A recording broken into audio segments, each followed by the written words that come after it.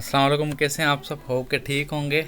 आज बहुत ही important video मैंने सोचा बना लूं, क्योंकि पीएसटी के जैसे ही ऑफ़र ऑर्डर मिले हैं उसके बाद क्या क्या करना है, तो काफ़ी स्टूडेंट्स को लेकर परेशान हैं। हालांकि उसमें सब कुछ लिखा भी हुआ है, लेकिन क्या है कि ये नए बंदे आए हुए हैं तो उनको मतलब थोड़ी बहुत मुश्किल हो रही है। तो आइए मैं आपको बताता हूँ कि जो भी चीज़ें हैं वो सब आसान है।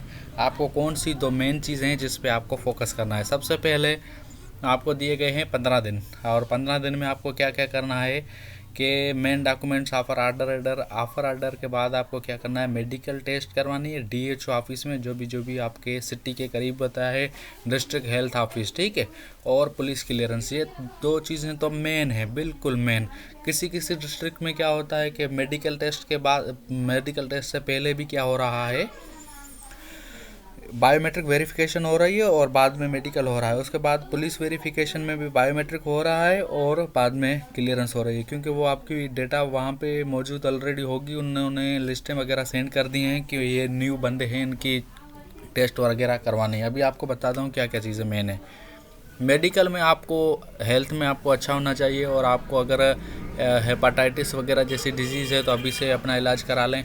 और एड्स वगैरह की डिज़ीज़ जो है ना, वो तो काफ़ी चांसेस कम हो जाते हैं कि किसी बंदे को एड्स हो और क्लियरेंस मिल जाए मेडिकल के हिसाब से।